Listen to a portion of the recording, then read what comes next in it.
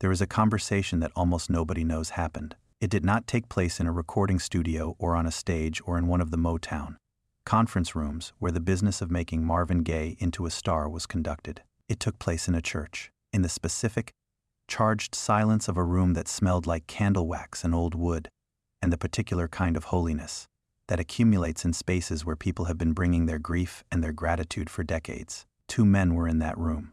One of them was Marvin Gaye. The other was Reverend James Cleveland. And what Reverend Cleveland said to Marvin Gaye in that room sent Marvin into 3 days of silence so complete that the people around him thought something had broken in him permanently. He disappeared, not from the city, not from the building, but from himself. He went somewhere internal that nobody could follow and nobody could reach. 3 days. When he came back, he finished what's going on. To understand what happened in that room, you have to understand who Reverend James Cleveland was. Not in the way that music industry insiders knew him. As a successful gospel recording artist with a string of award-winning albums and a Grammy, and a reputation that made him one of the most respected figures in black sacred music. You have to understand him the way Marvin Gaye understood him, which is to say from the inside. From the position of a man who had grown up in the church and who carried the church inside him. Everywhere he went, even when he was making music that the church would not have recognized as its own. James Cleveland was born in Chicago in 1931 and grew up singing in church, the way many black children of his generation grew up singing in church. Not as a chosen activity, but as a natural extension of being alive in that community, in that tradition, in that particular form of black spiritual life that expressed itself through music, because music was the form most adequate to what it needed to say. He sang as a child in the choir of Pilgrim Baptist Church in Chicago, which was the church where Thomas Dorsey, the father of gospel music, served as musical director. He grew up, in other words, at the absolute source of the tradition. Not downstream from it, but at the spring itself, learning from the man who had invented the form what the form required, and what it meant, and what it was for. He became the most important figure in gospel music of the second half of the 20th century. Not the most famous in the commercial sense, though he was famous enough, but the most important in the sense of having shaped what the music was, what it could do, and who could do it. He trained singers. He organized the Gospel Music Workshop of America, which became the largest gospel music organization in the world. He produced records and directed choirs and mentored a generation of gospel musicians who would go on to change not just gospel music but popular music. Because the line between gospel and soul has always been a permeable one, and the people who understood gospel at the deepest level were the people who understood soul at the deepest level, because they were drawing from the same source. Marvin Gaye knew this. He had always known this.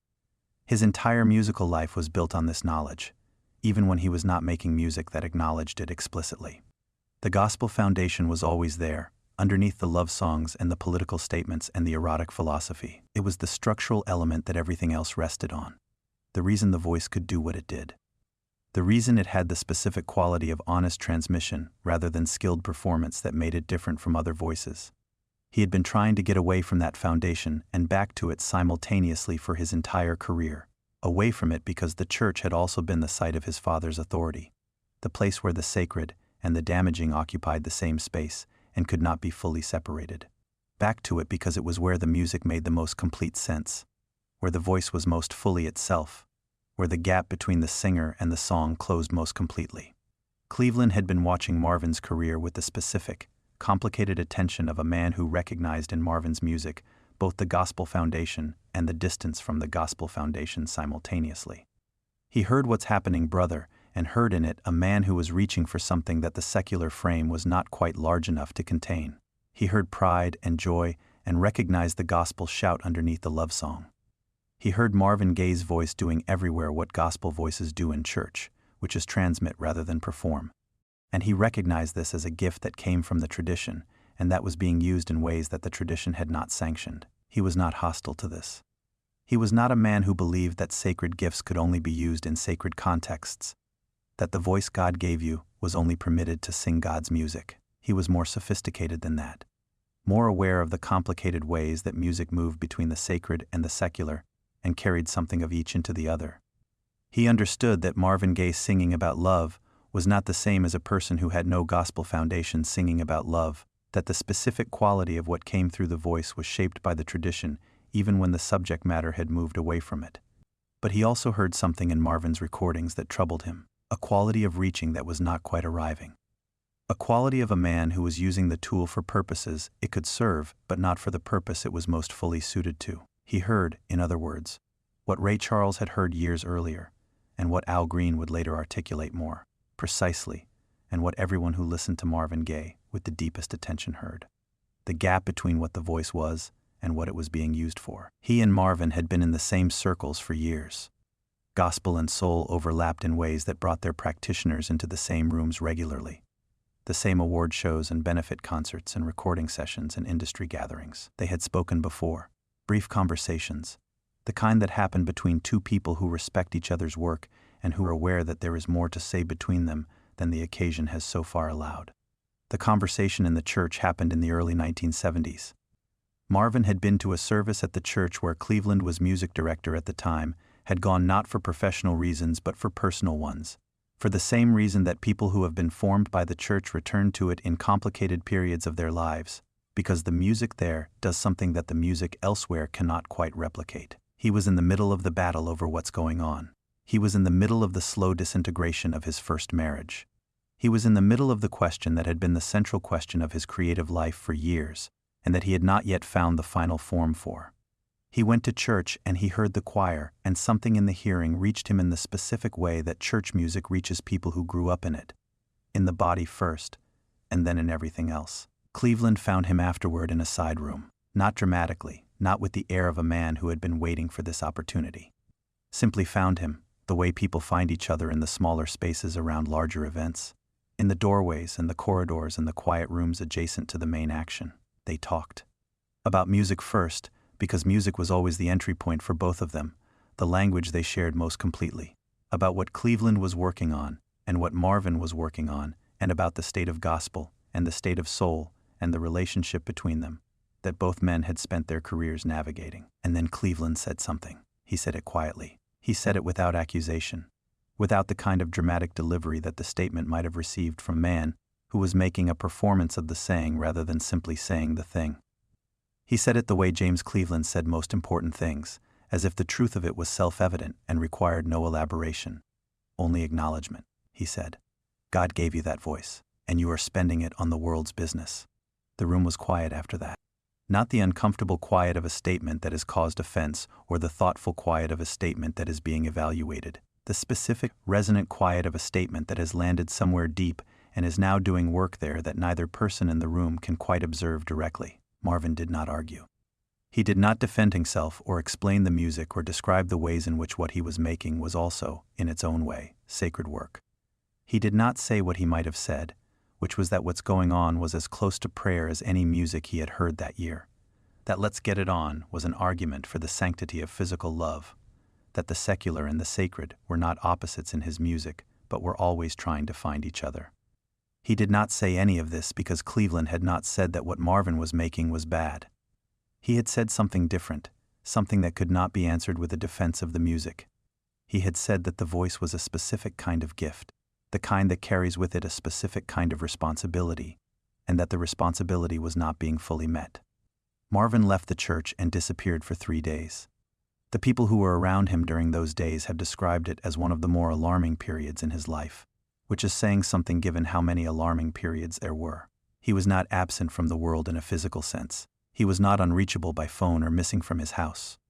But the people who spoke to him said that he was not entirely present in the conversations, that he was somewhere else, inside something, working through something that was not yet ready to be shared. He was in the church, in a sense, not literally. But the room that Cleveland's statement had opened in him was a room that had the quality of a church, a space where the question was not what should the music be, but what is the music for. The question that Cleveland had posed was not a new question. It was the oldest question in Marvin Gaye's artistic life.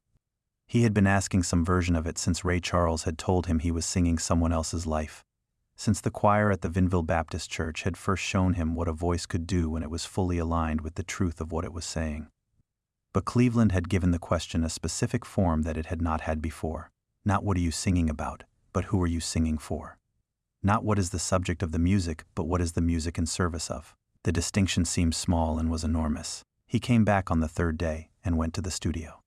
Not to the Motown studio, not to the official recording space where the commercial machinery of his career operated. To a smaller, quieter space where he had been working on the material that would become the final pieces of What's Going On. He recorded the title track's spiritual coda. The part of the album that had been incomplete, that had been reaching towards something he could feel but could not quite finish.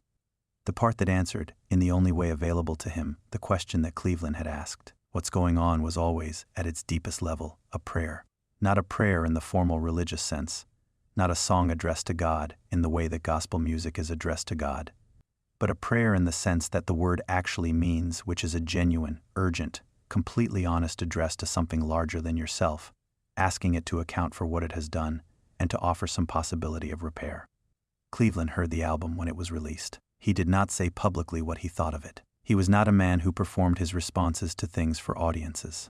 But the people who were in rooms with him when the album was playing have described his expression during those listenings as something that was very different from the neutral, professional attention of a music industry insider evaluating a colleague's work.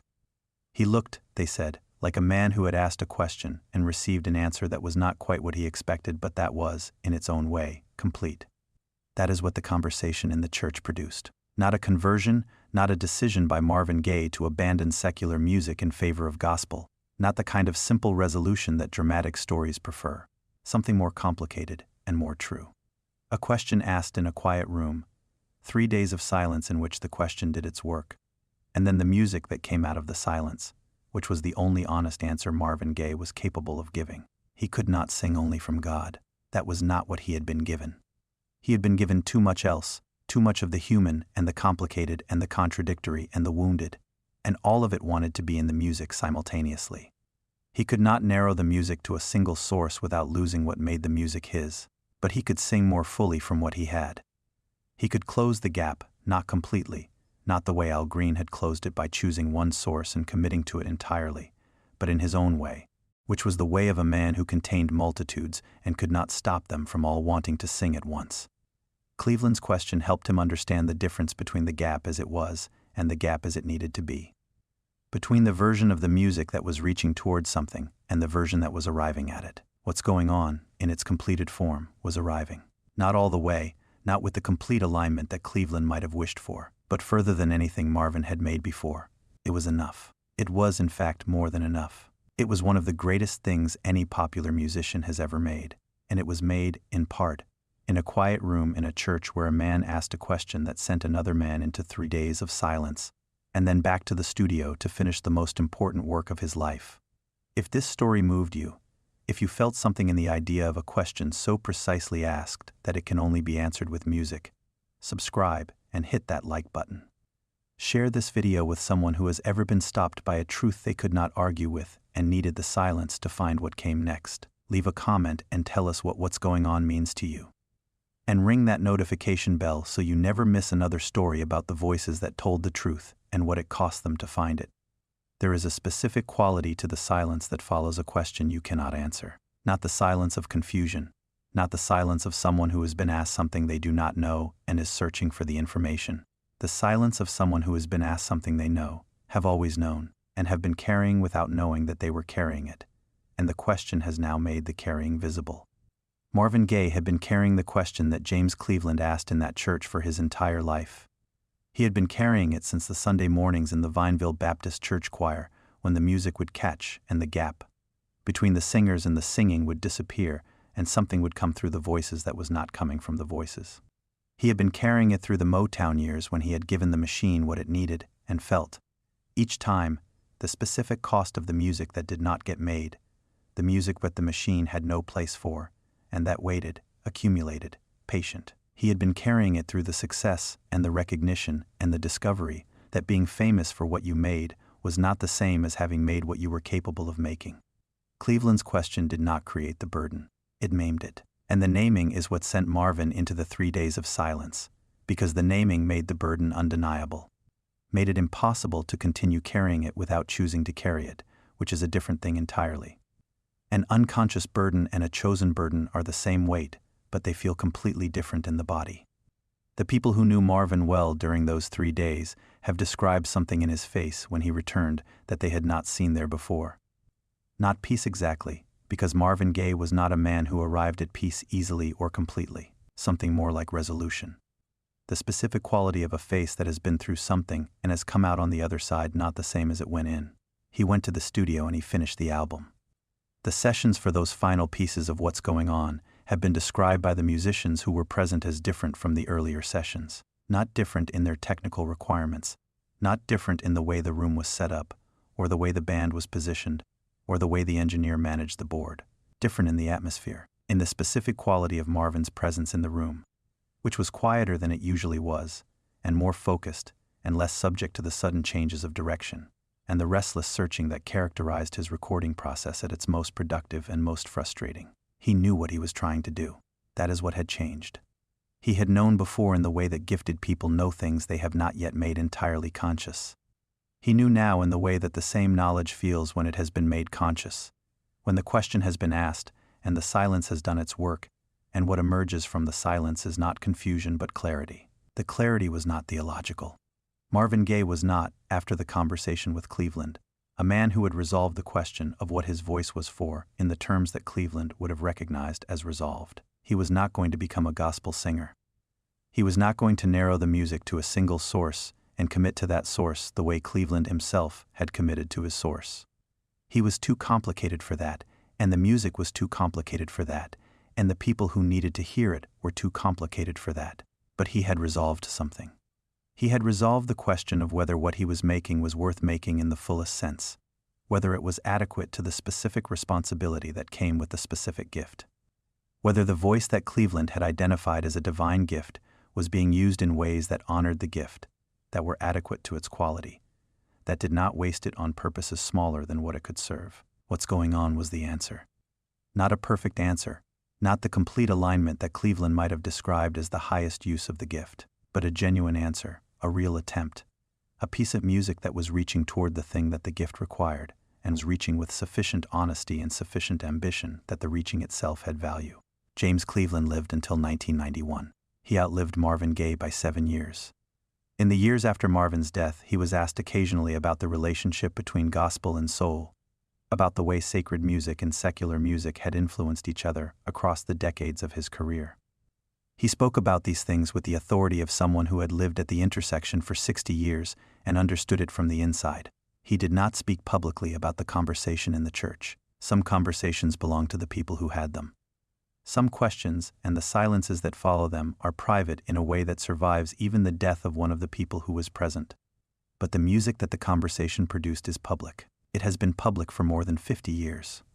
It is still playing, still finding people who need to hear it, still asking the question that Marvin answered in the only way available to him, the question of what a gift is for.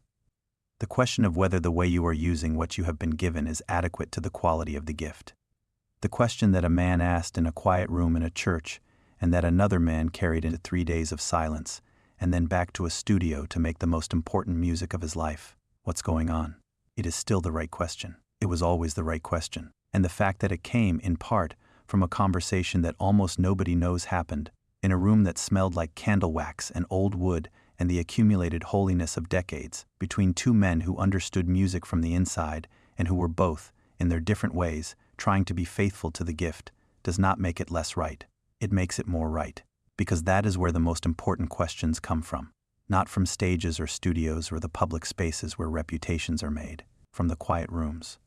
From the conversations that nobody planned and that nobody remembers in their official accounts of how the music got made.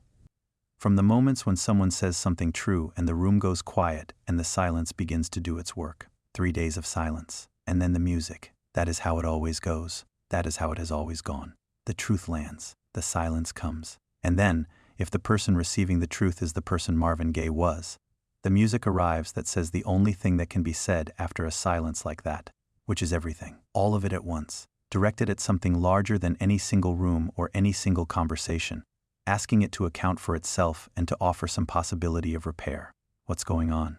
Still waiting for the answer. Still asking.